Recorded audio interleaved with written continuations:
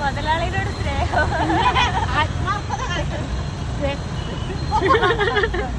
മുതലാളി കേസ് എടുക്കുന്നുണ്ട്.